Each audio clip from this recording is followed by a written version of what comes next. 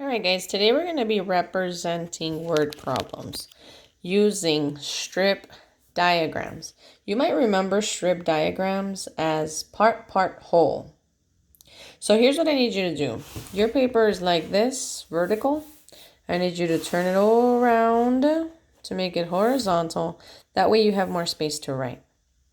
So in word problems, we have 4 different operations that we might use. So one operation is addition.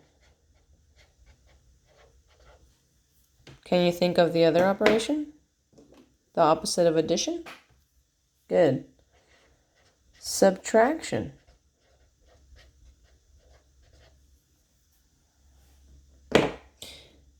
What are other operations that we use in math?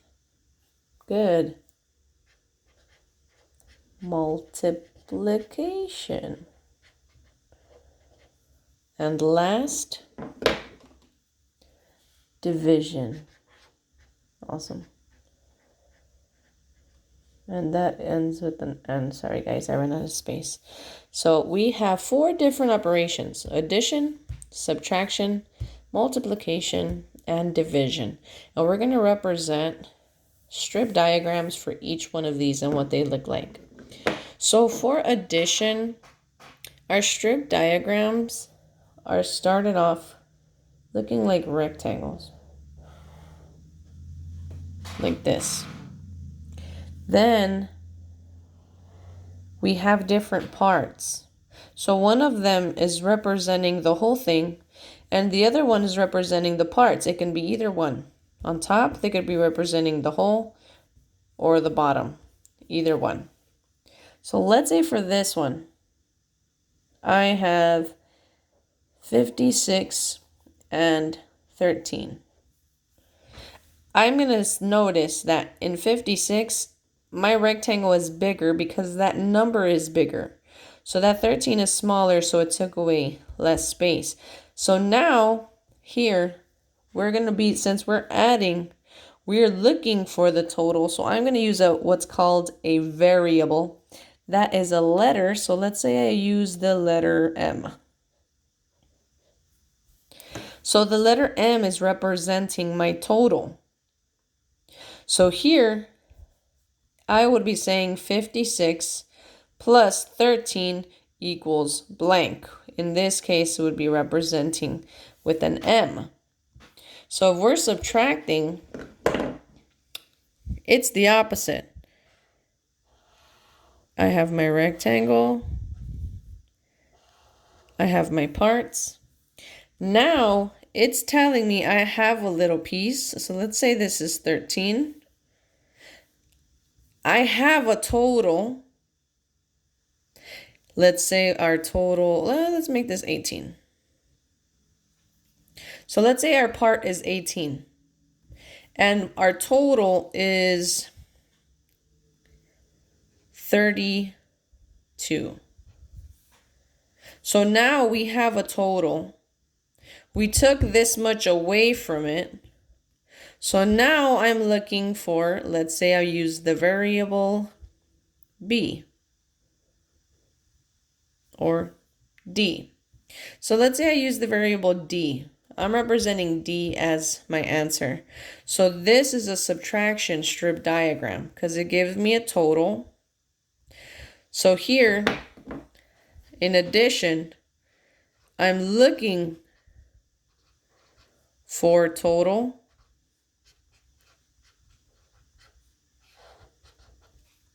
In subtraction, I have the total and I'm looking for a part. So here, I'm looking for one of the parts in my strip diagram. I have the total, and now I'm in subtraction. I'm looking for one of the parts. So in multiplication, I have the same. In multiplication, because I have equal groups, my spaces should be exactly the same size. So here, let's say I have 3 equal groups, and in each group I had 9. Well, I have 9 in each one, and I have 3 of them. So multiplication means I have the same number multiple times, so I have it over and over and over. So here, my little rectangles, my parts, need to be the exact same size because I'm representing the same number. So then, I know in multiplication, just like addition, I'm also looking for a whole. So let's say my whole number here, I'm going to use the variable w. Because remember, variables are letters that are representing the unknown. So here, I'm also looking for the total. So in multiplication, I'm also looking for a total. So in this case, I know that I have 3 9s. So that would be 3 times 9, and that would give me my W. Then we get to division.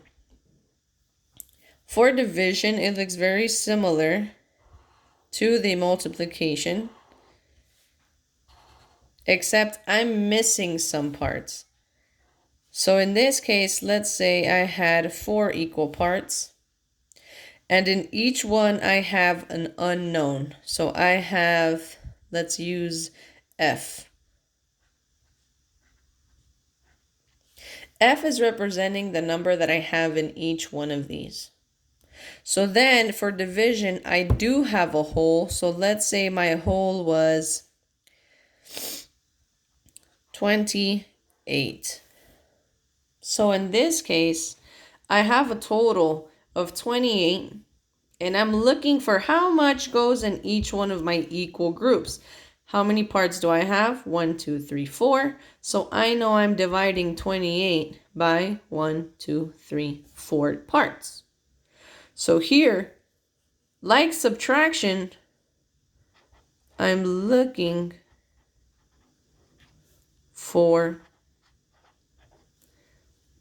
parts. So I want to know that equal number that goes in each one of these. So we can really see how multiplication and addition, I'm looking for a total. In subtraction and division, I'm looking for a parts. And this is what the strip diagrams look like for each one. So let's try to solve a word problem together. So I'm going to switch over to my word problem. And I'm going to use my cube strategies here so that I can show how I solve this problem. So it says, Mark had 45 football cards. So right now already, I know I'm talking about, let me get my marker, the number 45. So I'm going to circle my numbers. I have 45 football cards. I know I'm talking about football cards. So any answer choice that would have nothing to do with football cards, I know would be a cancel out. So Mark had 45 football cards. Josh had twice as many football cards as Mark. What does that word twice mean? So I'm going to box that word. If he has twice as much, what does that mean? Good. So that means times 2. He has twice as much, meaning he has times 2 of what he has right here, what Mark has. So Josh had twice, meaning times 2, as many football cards as Mark. Josh then bought, so he bought 5 more football cards. Draw a strip diagram representing how many football cards Josh has now. So now let's create our strip diagram. So first let's represent Mark. Okay, so I know Mark has 45. So here I represented Mark. I'm going to label it M for Mark. It says Josh had twice as much. So I know Josh had twice as much. So I'm going to do another one. And I know that one also has 45. And this whole thing right here is representing Josh. Because Josh had twice as much. So he had 2 times what Mark had. So that 45 is representing Mark. Josh had 2 more, or twice as much as Mark, so that would be times 2, so I have 2 45s. Then he bought 5 more. So what operation am I using here if he bought 5 more? Good, I'm using addition, so I'm going to put a plus sign right here. So I want to add 5 more. When I'm adding 5 more, I just add another little square or rectangle, and I put a 5. And I made it small because 5 is much smaller than 45. So I know that little rectangle would be smaller. So now that 5 is representing the 5 more that Josh bought. So now to figure out how many he has total, I know he also bought that much. So now I can figure out how much he has total by representing it here. So I know that's 45 plus 45.